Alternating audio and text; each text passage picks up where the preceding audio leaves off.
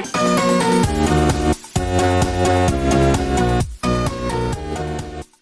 guys, Parfax here. Today I want to bring you a video about Crowfall's upcoming game mode, Hunger Dome. Alright, let's get started. So last week, if you guys don't know, Crowfall came out with a Q&A, and in that Q&A they talked about a timeline of things they want to do for the game. It was things they want to do before launch, things they'd like to do after launch, and things they want to do down the road. So I'm on their website here, and I'm not going to go over everything, but you can kind of see here things they want to do in the short term, midterm, and then long term. As you can tell, it'd be a very long video if we went over everything. But in this video, we're going to specifically talk about their new upcoming game mode, Hunger Dome, Tournament Arena, right here. So what is Hunger Dome? Hunger Dome is going to be a Battle Royale style game mode that is 12 teams of 5 who spawn in the world with absolutely nothing other than their vessel, which is basically your character. And you battle it out to see who's going to be the last team standing. So we're going to watch their trailer here, and we're going to talk a little bit about it as we go. All right. This is just kind of their world, and you can see that's a keep or castle.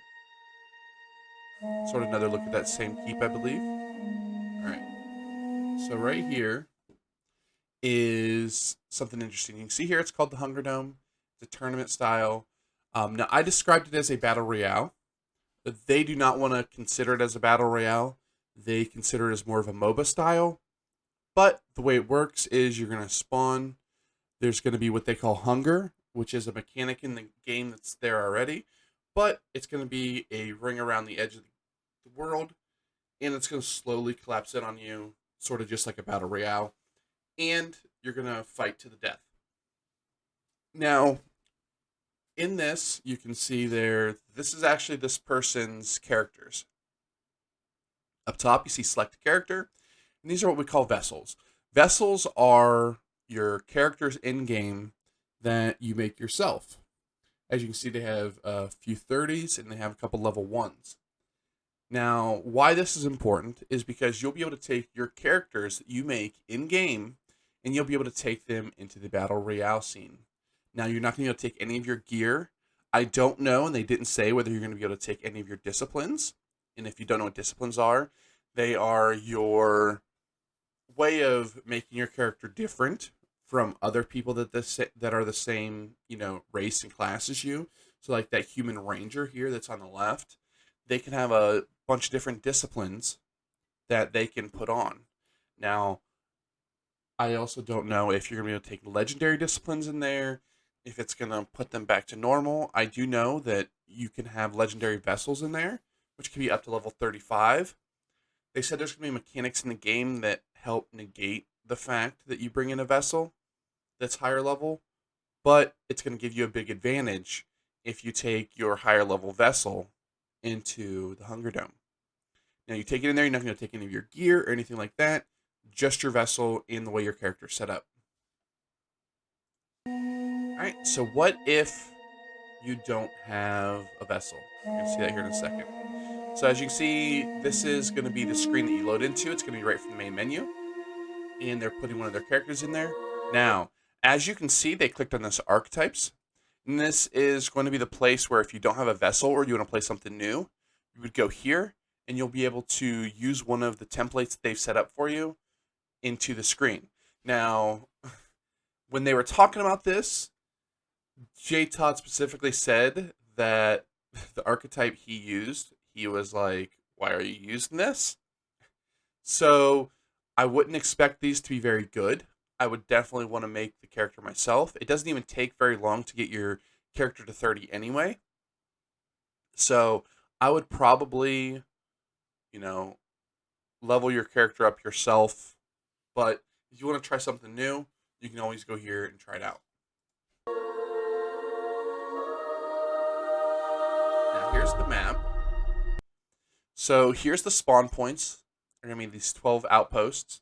Now, one thing I don't know as well is if you're going to be able to get the buff from where you spawn. And that's actually a big deal because some of these buffs are really good. Like Sibel is basically the best buff in the game. So anybody that's just naturally spawns at Sibel is going to have a little bit of advantage over everybody else. And if you spawn at Kronos, can I run over to Sibel to get the Sibel buff and then run over, to Yaga or Zelene or, any of these to get the buffs? I don't know. Now, when you spawn in, you're going to be able to fight mobs and you'll be able to get chests to get gear. You also have these forts here. What these forts are, they're going to be respawn outposts that you can take. Now, as you can see, there's 1, 2, 3, 4, 5, 6, 7, 8. So there's 8 forts you can take and 12 teams of people. So there's going to be 4 teams of people at minimum that don't get a fort. Now, so you have to decide when you get in whether you want to go straight to the fort, get a fort. If you want to get gear, then go get the fort. Or, what kind of strategy you want to come up with. I'm sure there'll become a meta, and that meta will quickly be what is, what everybody tries to do. But it's pretty interesting. And one thing that this does differ a little bit from a battle royale is their set spawn locations for you. You don't, hot drop on, the tower or, any big major area. You'll basically spawn wherever you want. Now, I don't know how this is going to be. It seems like where you spawn is actually going to be pretty relevant. And why I say that is because if you look at this Kronos spawn, it looks like they're really close to this fort in the same length from this fort, where Sibel only can go to this fort. And same thing with Yaga. Yaga can only go to this fort.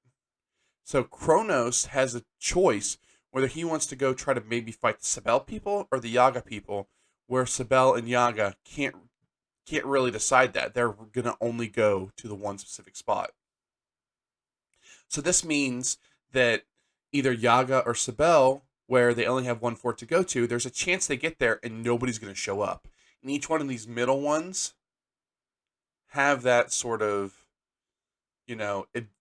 advantage of where they want to go, but disadvantage because there's no chance for them getting a free fort unless they just don't show up. Now, here's the keep, and, these keeps, I don't know. We haven't heard a whole lot about what these do. I imagine they're going to be a respawn outpost as well, and you can see there's 5, so maybe everybody can get an extra one. I imagine this is where most of the really good loot is going to be. They did talk there's going to be a lot better loot in this than in game. And you're not going to take any of that gear out of it. They haven't said so far if you're going to get rewards for playing it. I imagine there will be some type of rewards. But there will be a leaderboard, which you'll see here in a second.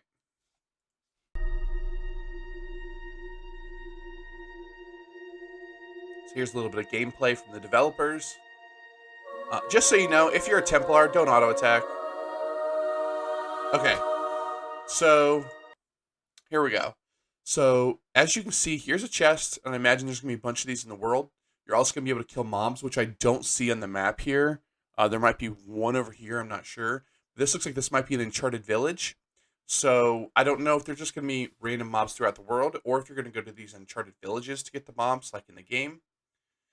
And this is a respawn outpost. At least, it's either that or a buff outpost. But what we can see here is a chest that you'll be able to loot, and what looks like to be an Uncharted village right there that you'll probably go kill mobs at. Okay, hold on. Let me back that up here. And you can see right here is a respawn outpost in the background. That is an Uncharted village, I think. So here is what's going to be their... the Hunger Dome match results. There's also going to be a tournament leaderboard eventually in the game. And it's going to be pretty cool to be able to track your, how well you do throughout BRs or their Hunger Dome and a bunch of the other things. You're even going to be able to track it through the game as well.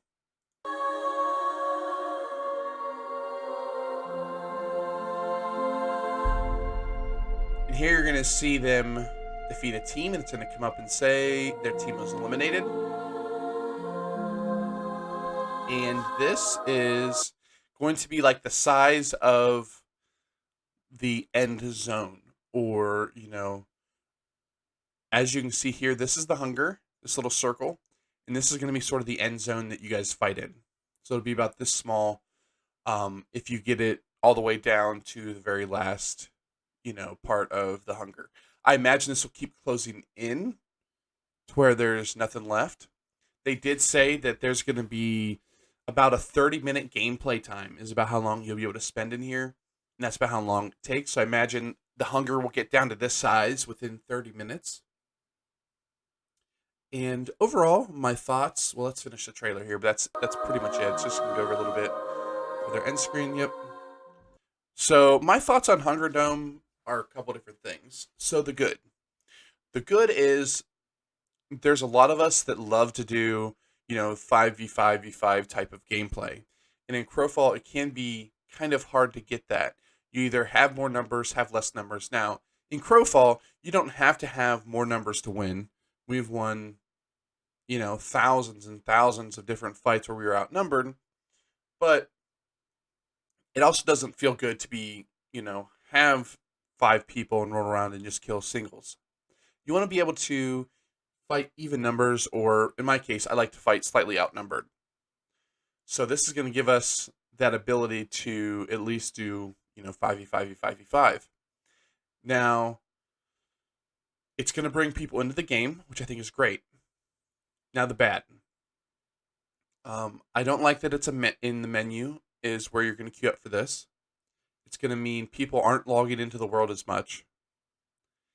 I would prefer it somehow in the game. I would have much preferred a Hellgate style where you go into the game to find if you're in, let's say, a random adventure zone and you find a portal, you walk up to the portal, maybe you kill a little boss or, a captain, or even like maybe a captain for the solo or duo, or a chief for, the 5-man group. You go in, do some PvEVP, and I would have much preferred that. It would keep people in the world. You'd be able to take your gear. It'd be very high risk reward. I love Hellgate style. Now, do I love this style? Of course I do. I like this style of gameplay, but this gameplay doesn't promote people going into the world. The only reason why they would go into the world is to upgrade their vessel, which they can technically do outside the world if they really choose. Now, we don't know if you're going to be able to level your vessel in this new world.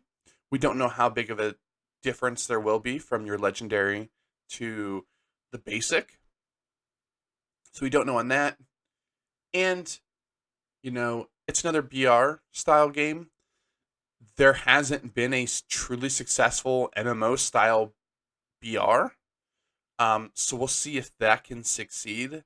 I hope so. I love the game. But I am excited to try it out and give them my feedback. If it, isn't something good for the game, we'll let them know and hopefully they'll take it out. Or if it's something great for the game, maybe it will boost its popularity and people will start, getting really hyped for the Crowfall launch. All right, guys, thanks for watching. If you have any comments or thoughts, go ahead and put them in the description down below. If you like the video, go ahead and hit the like button. Don't forget to hit the subscribe button as well if you like me. And have a great day.